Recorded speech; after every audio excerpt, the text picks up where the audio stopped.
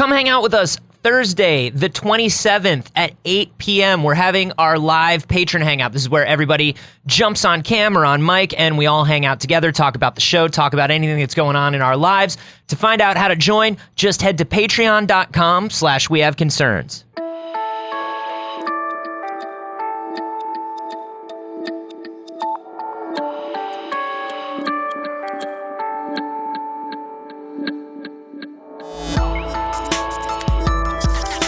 You want to sit down, have a coffee? We haven't seen each other in a while. You leave! You leave! I'm not leaving! This is We Have Concerns. Hi, Jeff Cannata. Hi, Anthony Carboni. Hello, concerned citizens. Do you give much thought to birth order? Not being yes, every day. God, that's all I think about is being birth third order. in the line of succession to the vast Cannata fortune. No, I'm first, to the Cannata estate. I'm the first of my name. To the kingdom of Canada. Yeah. Canada will be mine someday. I did when I was a kid. I thought quite a bit about birth order because I have a lot of siblings, half siblings, step older than you. Older than me, Right. Younger than me, all across the board. Right. You know that That's the entire board, by the way. that, yeah. There's older or younger. Older, younger, that whole board. all it's of across it. You know In that between. you know that Fight Club line, my dad was setting up franchises? Yeah. Yes. There you go. Yeah. That's my dad. So I did think a lot about birth order and the differences between siblings who are born first, second, male, female, older brother, younger sister, younger brother. How does all that affect things? I'm thinking about it now just because I've had my first kid, and as much as Aaron and I do not want to have another kid, like literally can't imagine it right now. Yeah. Just the idea of having another one of those is so goddamn overwhelming to both of us. That we would never, ever also want to have him be an only child. No, but it's like when people tell me to get a second dog. You get a second dog, they take care of each other, they keep each other company. They're not as weird. But that's not true. That's not true. People who have multiple children will tell you this, but I will tell you this as an ex preschool teacher, Jeff. Here is the deal with children. 1 feels like 1. Right. 2 feels like 3. Yeah. 3 feels like 6. Yeah, but then it wraps back around at 4. They start now. The age range can take care of each other. If you have 4, they all disappear. They become invisible and inaudible. Right. And you can't see them. They exist in a space time that's sort of in between seconds. I don't know how to explain it to you. I would love that though. You can sort of see them out of the corner of your eye, but when you turn around, no. I would never want my kid to be an only child because he would be a monster. The amount of affection we cascade down on his little psyche would just turn him into a terrible human being. So he has to. Yeah, we have to break that down. You and Aaron are good cop, good cop. Right, and it's not healthy for him. We need to have some sort of break into his center of the universe-ness by giving some. We had to add another planet into our solar system in order to mess with the orbits a bit.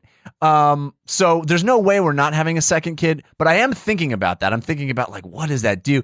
The first kid gets everything, all your attention, all your love, you've never been here before. You're worried, you're exhilarated. I think about that in the mornings when we're like, I'm with him. He's on the bed with me and I'm like hanging out with him. I'm like, if there was another kid here, you don't get that. No, neither of you get that. Second kid, sure as hell ain't gonna get it ever. Wait. So, this week's story is directly related to this, but also, I want to put a point out there and then put a pin in it, where like you have one kid and that kid is getting like all your love and is like snuggling with you on the couch and everything. But then if you have 2 kids, neither of them gets that. Like all of a sudden the couch becomes off limits Exactly. and you withhold all your love. Yes, you can't allow they love must only to happen. no. You have to cage them. There's no way. Once you have 2 children, it's impossible. No, you still have love. You can't split the love beam. Yeah, exactly. It's a single unit. It's unit. a unified love beam. The story that we are talking about this week was sent into the We Have Concerns Facebook group by Jim Corbett. Thank you, Jim. And it is about a study, an MIT study, recently published in the Journal of Human Resources, which I guess is like, I don't know. Like I hear HR of I journals. hear like a Journal of Human Resources, and it's like, here's how to ignore employee complaints.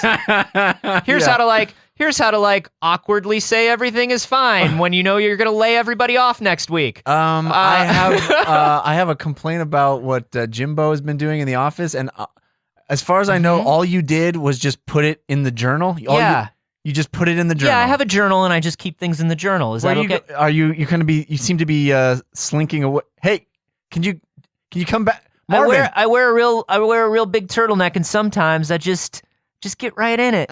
Just get right. I'm sorry this is happening to you. I want to be everybody's friend, and that's why I got into HR. But the truth is that HR is the enemy. Oh, Marvin. Just goes right in the journal. That's all in the journal. It's Marvin's personal journal. I marked it down. The HR journal. I marked it down, and I also marked down this dream that I had. Do you want to hear about my dream? No. Oh, are you sure? Don't. Yeah, I mean, here's the thing. I was in school again, but it wasn't school. It was a boat, which was really interesting. I really need to get work done on my desk. Away from here. I learned that strategy in the HR journal. This is in the Journal of Human Resources that says second-born children are much more likely to become criminals. Oh, really? Yeah. Because they steal from the firstborn.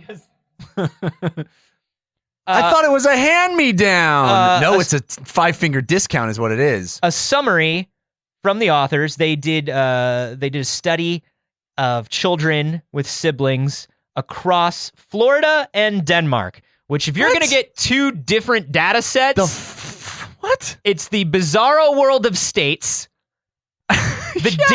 Florida, growing up in Florida, I can tell you it's just David Lynch's California. Yeah, why? And Denmark, which is like the beautiful social experiment of everybody getting along. I guess you're getting two extremes there, but why the all of the America data is summed up in Florida feels a little it's skewed to me. It's a little disconcerting to the rest of the United States. But no, they wanted, garbage, I guess. I'm sorry. I have such a chip on my shoulder about Florida from being from there. But no, so they were like, despite large differences in the environments across these two areas, we find remarkably consistent results. In families with 2 or more children, second-born boys are on the order of 20 to 40% more likely to have discipline issues in school and enter the criminal justice system compared to firstborn boys, even when comparing siblings. So, across the board, no matter what, second-born boys are more likely. We also found that the vast majority of people most likely to end up in the criminal justice system came from the Florida half of our study than the Denmark half. It's very strange. It's weird, and I don't know. I mean, we didn't really look into the differences in the economy and the incarceration policies of these two countries. Study was It's about. not what our study's about, but we find that once people get into these systems, they tend to just stay there forever, and it's really depressing. But it happens in Florida a lot more than Denmark. We didn't really look into it. The siblings thing is really the interesting one. Here's what we're looking into. In Denmark, the disciplinary problems are like, rode your bike a little too fast. Yeah. You didn't obey it looks like you didn't obey the bike signal there. Oh, that is my bad. Is there a fine? I'd be happy to pay it now. Oh no, we don't have a system set up for that, but because it happens so rarely. My older brother would never have let this happen. Oh, don't feel so down on yourself. No, I'm. You know what? I will go home and I will write a check to the state myself. I just feel like a fine is appropriate. Well, if you're gonna do that, let me at least give you my lunch of ancient grains that I made for myself. Oh, those look both nourishing and healthful. They're cozy, and we really care about that here. Yeah, so the cause of the curse of the second-born child is unknown. Do you buy this? Oh, before we even get into the hypotheses, do I buy it? Do you buy it? Do you buy the fact that second? I mean, it's very Shakespearean. I was much more of a troublemaker than my sister. Because here's the thing. Oh, that does explain why my younger sister is a degenerate criminal.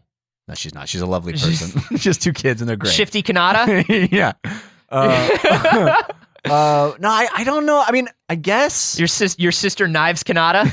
Yeah, you don't want to cross her. No. Here's the thing: is for every situation wherein I can think of the firstborn being the perfect overachiever or the well-behaved. I can also think of a family I know where the firstborn was a total fuck up, and that sort of even made the younger sibling become a little better because of it. Right. Certainly that's what happened in my family. I think we've talked about this before.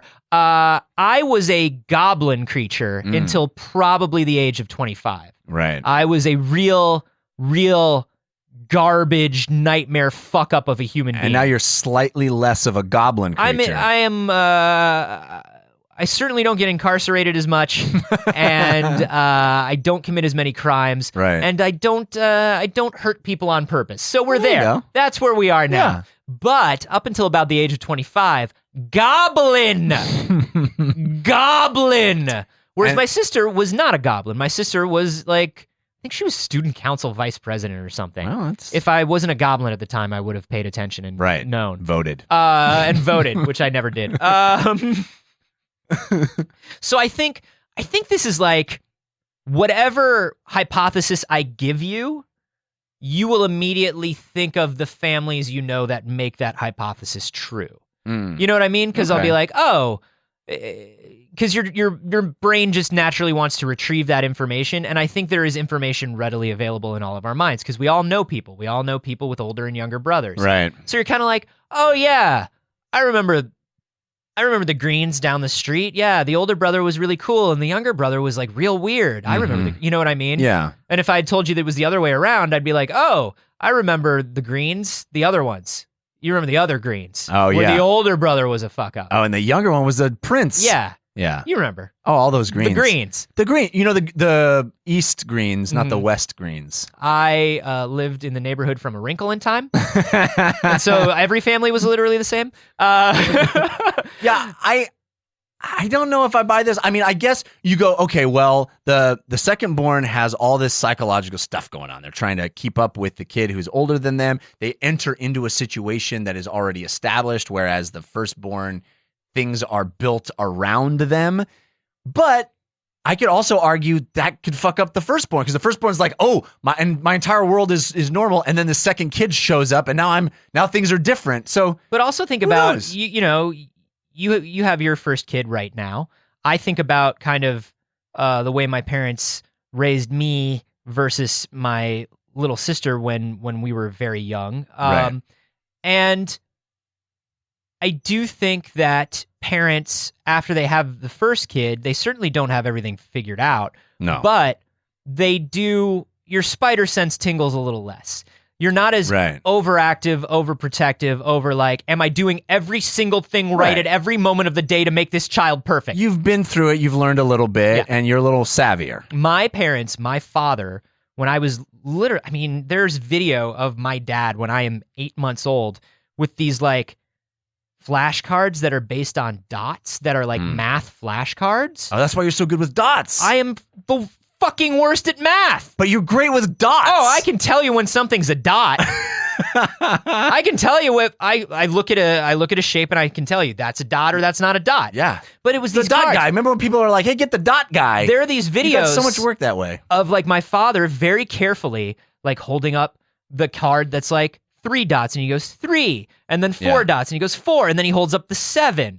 You know what I mean? And he's like clearly doing to a child that is like trying as hard as it can to get its foot all the way into its throat. You know what I mean? Like this is doing nothing. It's like how Tiger Woods' dad really wanted Tiger Woods to be a golfer, and then Tiger Woods became the world's greatest golfer for a period of time. Mm-hmm. Your dad really had aspirations to the dominoes circuit. Yeah. And wanted you to be a champion dominoes player. And then dominoes didn't really take off. It was a miscalculation to be certain. But no, and then you look at the video of my little sister, and it's like nobody was trying to like give her math flashcards and shit like that. So he'd given up on the flashcards. I think there's also the domino market had already crashed by that point. Yeah, but I think for me, for my parents, like I probably am a little more nervous or prone to stress than my little sister is, for a couple reasons. Number one, because my parents were so focused on making sure that like everything went right. Yeah. That you kind of like take that on a little bit. Right. And I I took that on and immediately went the other way with it, like a lot of kids do, where it's like, fuck you, I'm going to do nothing right. Whereas like my little sister was kind of raised in an environment where she kind of got to feel things out a little bit more for herself and was a little more confident. I think. She is a diamond thief. Oh, well. And she has been incarcerated many times. It takes confidence. But does that prove the study? I don't know. I don't either. I don't know. It's tough. It's an interesting thing to consider, but do you go, okay, I mean, here I am with a kid and wanting a second kid. Should I think about this? Maybe. What do you do? What do you do to prevent a life of crime for your secondborn? Treat them like the firstborn? I don't know. How do you do that? I don't know. It's really tough. It's really tough because most children from the movies and the books that I read do go into a life of crime and or fighting crime. Right. Well, that's the only options you have. Yeah. Crime or fight crime. In this economy. Man. In this economy. I don't know. I tend to find that, if they are finding this data across cultures, across countries, right. There must be something to it. Their hypotheses are they did study Florida and not Florida. Yeah, which is like those. I do think Florida and Denmark are the two extremes, though, Jeff. I don't think that can be argued. Their hypotheses for this are, they've ruled out a couple things. They say that differences in health at birth and quality of the school systems did not factor into this. So being born with health problems does not necessarily make... It doesn't make it any different. Or going to better schools versus worse schools. Mr. Glass went into life of crime just because of his health problems. Once again, second-born, and I think Bruce Willis was firstborn. Right. There you go. So that shows you. I mean... It's just one QED. different choice. So that's kind of interesting. They ruled out some of the things that I would have thought of immediately. It's like, well, are a lot of these kids going to shitty schools, or are they not being looked after? Yeah. Or you can't afford good school for second kid because first kid used up all the money. All the vouchers. Because the voucher system is the way to go.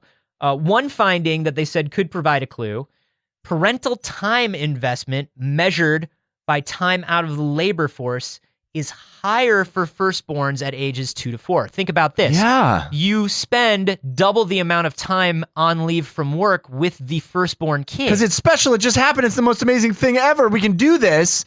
So now we've gotten into a whole childcare thing with firstborn. By the time secondborn rolls around, we've figured it out. I'm not going to be able to take time off of work anymore. Well, no. What they're saying is actually, I think that could be part of it, but what they're saying is something actually different because the families do still take leave. Yeah. Right? But think about it. That firstborn child gets to be around for both of those periods of leave. Right. So that firstborn kid gets double the amount of time of parents at home. Right. So what you're saying is what you have to do when secondborn shows up, make the kid... Send the first child away. Send it away to somewhere. Tell it to go off into the forest and forage for itself. Find a womb to hang out in. Put it in a creaky horse-drawn carriage. Yeah. To live with your uncle at the top of the windy road. Yeah, there you go. In the weird old mansion. That won't have any negative effects. No. And what it does is it evens out the positive. Yes. For both children. So they're both criminals. So they think that the firstborn kid just gets that bonus effort. We have seen a lot of studies that say countries where families get more leave, parents that are able to take more time off, the children do have less developmental issues. I.e. Denmark. I.e. Denmark, man. Right. Yeah. Eat these ancient grains with me. They have it figured out. In this beautiful park. Yeah. Together. Because we have 18 weeks off a year. And we're only going to ride bicycles. It's going to be wonderful. It's going to be a magical time. Yeah. What about kites? Kites work fine here. We have the perfect amount of wind. It's amazing. It's not too much. It's not too little. Somehow we all look great in helmets. You know how helmets make people look dumb? And we're so tall. Not in Denmark. And we look cool in like music video clothing. Like weird asymmetrical jackets and it's because we've designed motorcycle it so well. Pants, but they're not motorcycle pants. No. They just look like motorcycle pants, but like maybe they're sweatpants or jeans. Scandinavian people look great in that shit. They look great in everything. Really long t-shirts. Yeah. Like way too long. Yes. They look great in them. They look great in everything. They don't look stupid in them. No, they don't look stupid in anything. Everybody in Florida looks stupid. Well, I grew up in Florida. I looked dumb until, once again, I was 25 years old. It's only because everybody in Florida is stupid. It's because Florida, we're real into big dog t-shirts. And is that where they stay on the porch. The big dogs, right? The big That's dogs, where you lead, or you get out of the way. But this porch if is you're where not the big lead, dogs. if you're not the big dog, if you're not the lead dog, you're just sniffing butts. Yeah. Good shirt saying. Yeah, something about something minorities. I don't know. Florida. I don't know how to prevent this in my own offspring, Anthony. I don't want my know. second kid to be a criminal. I want to know more about sample size. Yeah. I want to know more about how intensely they were able to do these psychological studies. I want to know more about how long they monitored these kids throughout their lives. That's what I want to know. I want to know some like goddamn actionable things to work on here. Just never stop having children. Oh. That way it's cumulative for every child. There's no one who's ever And then the last child, born. you have it, and then you throw it into the sea because there's no saving it. But then all the other children are good. Okay. I don't know. And by that point, just the law of averages says you did all right. You did all right, man. Because you had enough. And when all the other kids curve, ask, what happened to the new baby? you just tell them to be quiet. You just stare at them and you go, None of them is the criminal because you're the criminal. I had to do this. That baby had all of the evil. And so that was the baby that had to be That's what destroyed. happens. Evil falls downhill. And so it just keeps going. You keep, offloading it into the next kid until one kid has it all Here's what concentrated. happens. The evil of a family is a force. And so when Right. you have one child, 100% of the evil goes into that child. Yeah. If you have a second child, the dark forces will split. You keep splitting it. You keep splitting it and splitting it and splitting it. Exactly. If you can have 10 to 15 children, that's really optimal because then your children are only like 10 to 5% evil. You know what I mean? Yeah. And then your odds are so good that they're not going to be criminals. This is It's just gonna be science. great. It's from MIT. It is I'm from not going to MIT. tell you which parts are from MIT and which parts are from me because I have 50% of the evil in me. That's all I have to say about That's that. the problem. Do you guys believe this? Are you a second child and prone to criminal activity? Call us collect from prison. We'll accept. You fucking nightmares. No, you can let us know on Twitter. I'm at acarboni. I'm at Jeff Canada. And you can hashtag those dot cards. Yeah. And hey, you guys, What? start planning now for PAX. We are going to be at PAX. We got a panel. It's on Sunday evening, I believe 6 p.m. 6 p.m. in the... Ooh, I thought I could think of it, but I didn't think of it. Doesn't matter. It's a theater. Now you know when it is. Yeah. And if you're going to PAX, you can come there. Will it be streamed? I don't know. Leave me alone. I'm just a guy. I don't run PAX. No, but what we'll I be can there. tell you is I'll be there. Yeah. Jeff will be there. We're going to be on stage at a theater that remains unnamed at this point, but we hope you are in the audience at that theater. Yeah. And are there to witness it. If you're coming to PAX, or if you know someone that's coming to PAX and they don't know about the show, maybe tell them to come. Yep. Sunday evening, 6 p.m. Close out your PAX with me and Jeff and our neurotic ramblings. Well, there's a whole other day of PAX, the Monday. It goes on Monday. Holy fuck. Yeah. That's not cool. They It's expanded too it. long. It's Monday I now. can't get into this right now. Turn off the mic.